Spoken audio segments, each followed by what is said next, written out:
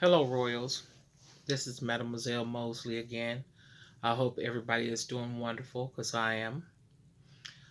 I want to talk about men a little bit tonight. Yes, just a little bit tonight. If a man cannot get what he wants, he'll take what he needs. And a prime example is the movie Color Purple when Mr. came for Nettie and the daddy gave him Celie. Celie is not what he wanted, but Celie is what he needed. And then as the story goes on, Mr. wanted Suge, but Suge didn't want Mr. She needed him for his resources because she said he too weak of a man for her to be with, for the type of woman she was.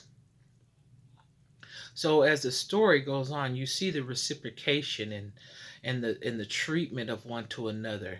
He wanted somebody else, and he got what he needed, and she wanted somebody else, and he got what he needed. I mean, she got what she needed, and that's just the spirit of life when you go around mistreating people. Because he mistreated Miss Celia really bad, and she was everything that he needed. She cooked, she cleaned, she took care of his children. Suge was just a good time girl. But that's who he wanted. And I don't think he wanted her just because she's a good time girl. That was the woman he wanted. Sometimes our wells, what's inside of us, desire things that are not beneficial to us. And the people that's doing right by us, we do wrong by them. And then wrong happens to us, then we can't get with it because we cannot accept the very thing that we rejected. We can't accept that treatment. We can't accept what we do to other people. And I think people need to understand that because you can mistreat somebody for no reason. And in prime example, two different women. Two different women. That's why a man will be right for the woman that he wants. It doesn't mean she's right, but he'll be right for the woman that he wants. I don't care. You can give a man everything he needs. He is not going to want you if he don't want you, even if you provide all the necessities that he need. That's not going to make somebody want you. Now, common sense would say that you would want someone who's doing right by you, that's going to be there for you.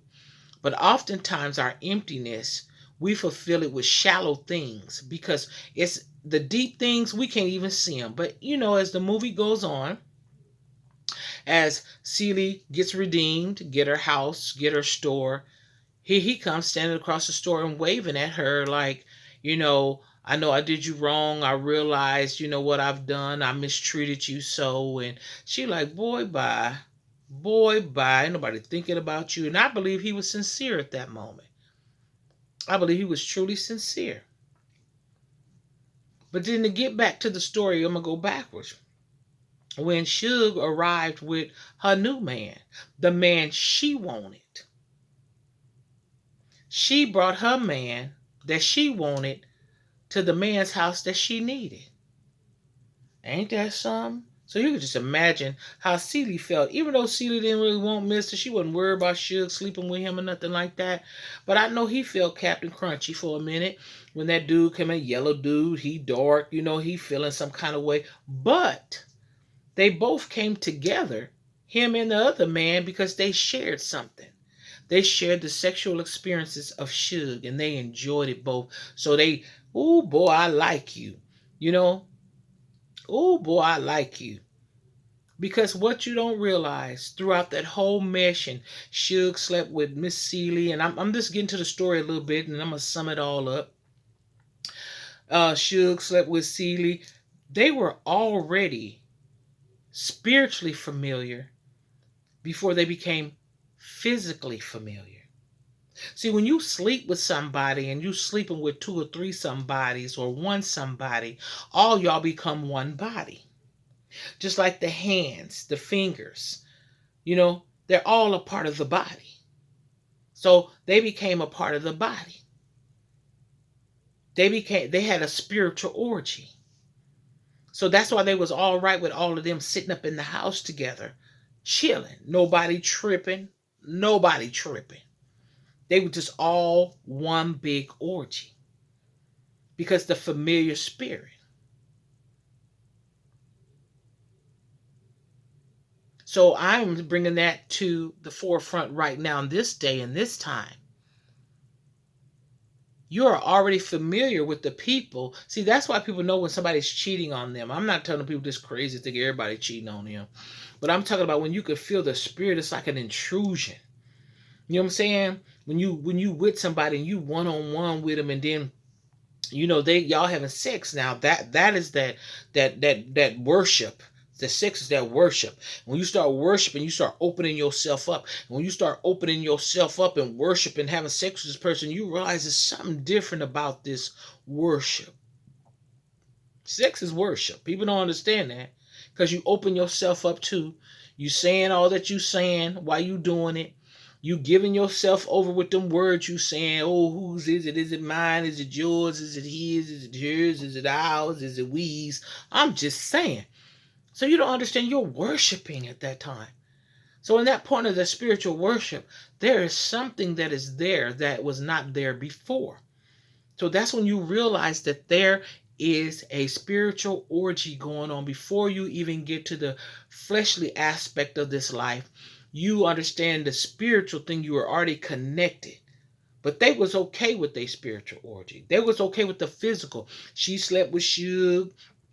Suge slept with Celie. Mr. slept with Suge and Celie. And the man, he just slept with Suge. So when he slept with Suge, even though he didn't sleep with Celie, they was all a part of the same spiritual orgy.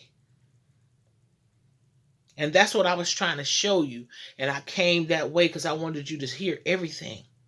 If a man cannot get what he wants, he will take what he needs.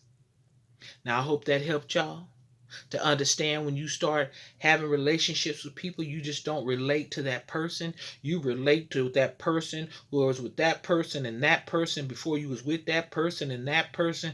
So you having a spiritual orgy that you're not even aware of. You don't even know you sleeping with 10 people, but sleeping with that one person that slept with 4 people, and then 4 people slept with 4 people, and the other 4 people slept with 2 people. Whoo, honey. That's why God tell you to stay pure. That's why God tell you to wait for marriage. That's why God tell you not to fornicate. That's why God tell you not to commit adultery. Oh, he ain't trying to keep you from having fun.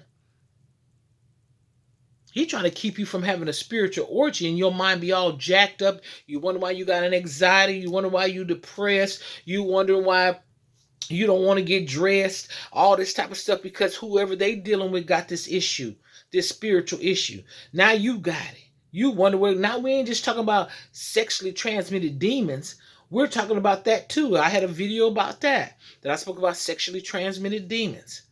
You know what I'm saying? We're talking about the spirits that come within the people that helps you to accumulate all these things that you never had. That's another reason when you find out somebody's doing something not right, you start feeling different because now you don't commune with all these people that you've never met. Physically, you've never met them. But spiritually, you have united with them. So I hope that helped y'all. I'll talk to you guys next time. Like I say, get it before it gets you. I'm out. Till next time.